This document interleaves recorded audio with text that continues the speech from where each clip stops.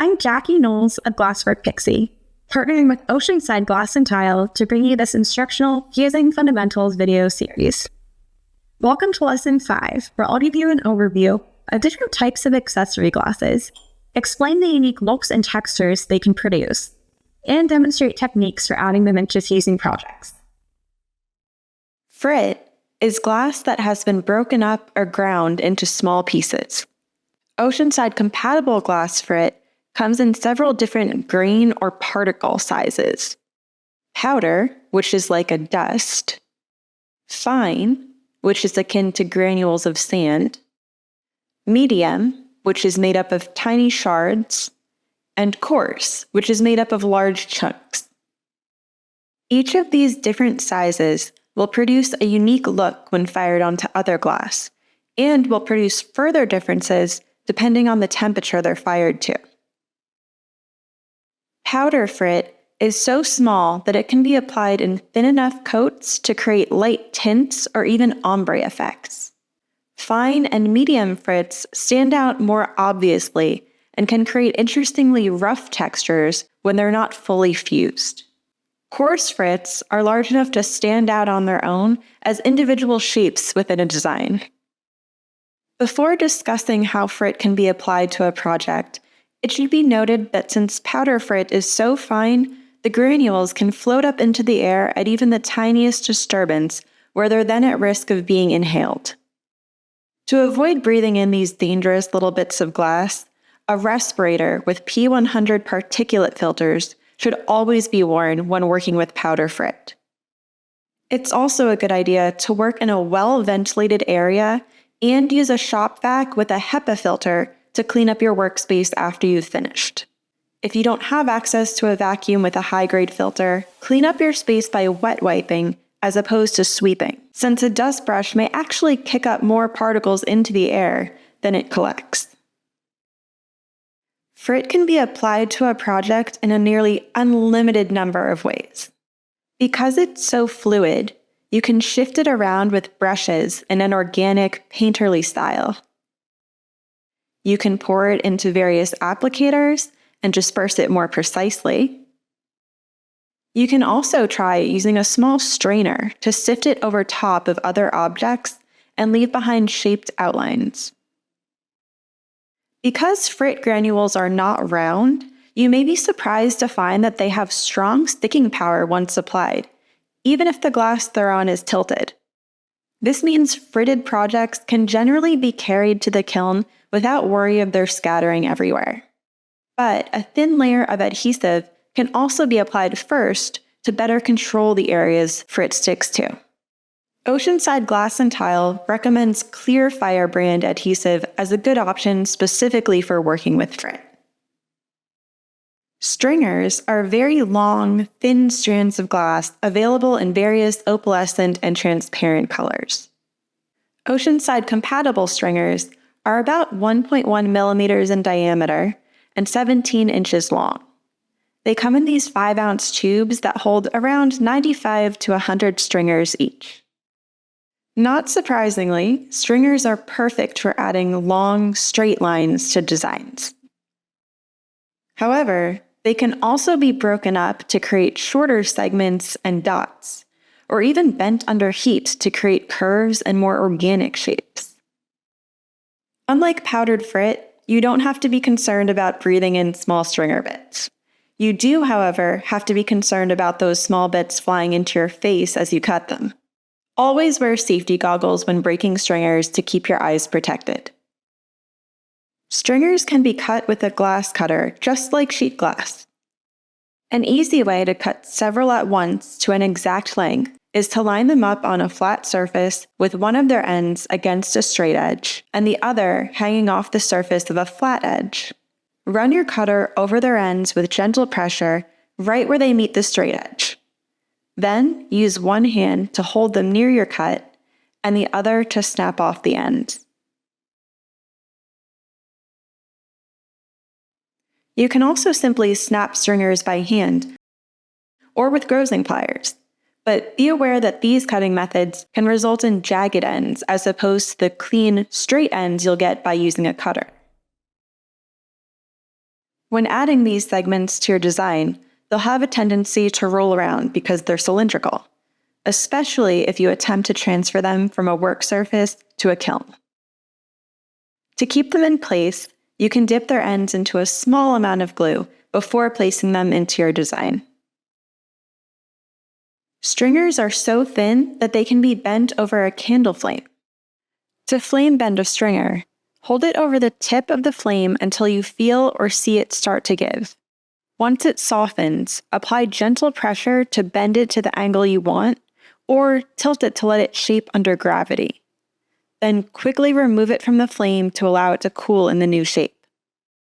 You can also create segments with varied thickness by holding a stringer over the flame until it starts to soften, then very gently pulling it apart to stretch it to a thinner diameter. Or you can pull it entirely apart to give the segment a tapered tip. Make sure to put hot stringers down on a heat-resistant surface and give them several seconds to cool off before touching them with your hands. Noodles are also long strands of glass, but they're wider and flatter than stringers, sort of like fettuccine. Oceanside compatible noodles are about 4.5 millimeters wide and 17 inches long. They come in these 5-ounce tubes that hold around 20 to 25 noodles each. Noodles are really excellent for creating pieces with patterns of parallel lines or interesting geometric patterns. For eye safety, goggles should be worn when cutting or breaking noodles. Just like stringers, noodles can be cut into segments with a glass cutter. To do so, just hold the noodle steady with one hand and use your other hand to score it like you would sheet glass. You can then break it by hand, with grazing pliers, or with running pliers. To make strips of alternating noodles that can be cut up and further fused, arrange them along a sheet of clear glass, and then tack fuse the arrangement with the noodles facing upward. You can then score the fired piece on its smooth, clear side and break it into various strips. These can be rearranged together or between segments of other glass, and then refired into an entirely unique project. Noodles can also be flame bent just like stringers, but their wider thickness means they take longer to heat up and are a little trickier to manipulate into complex shapes. Rods are pencil-thick cylinders of glass.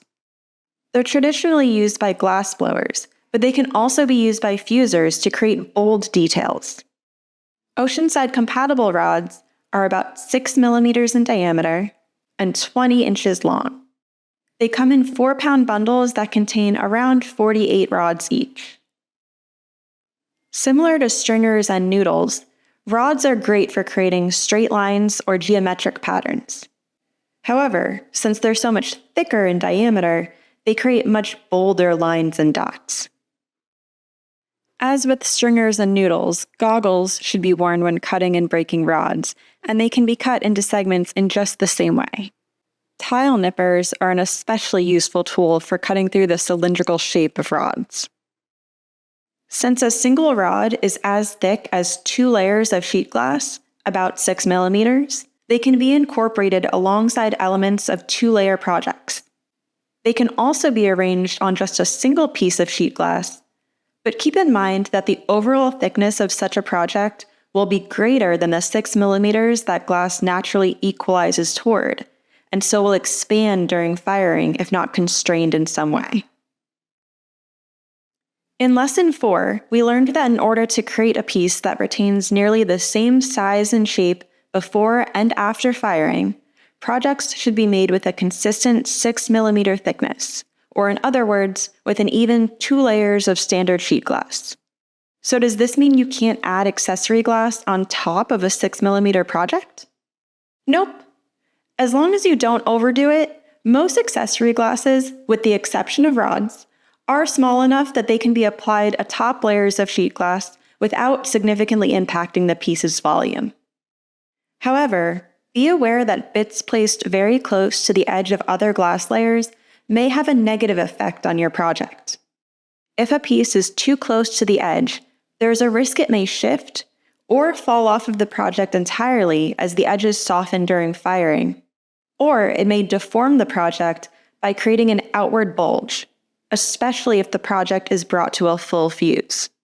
This could create an interesting look, but if it's not what you want, try to keep all glass pieces about 1/4 to 3/4 inches away from the project perimeter, depending on how intensely you're planning to fire it. Although glue makes it easy to carry a project from a work surface to the kiln, as it boils off at high temperatures during firing, it can create small air movements that may shift glass out of position. Depending on the glue used, it can also leave behind a residue that causes discoloration of certain glasses. I personally like to avoid all glue by building projects directly within my kiln whenever possible. But if you need it, Oceanside Glass and Tile suggests using just tiny pinpoints and recommends Elmer's brand school glue as a suitable option for most cases. Remember that like full glass sheets, accessory glasses will produce different aesthetics when fired to different temperatures, so you can have some fun experimenting with the different looks of each in the tack, contour, and full fuse ranges.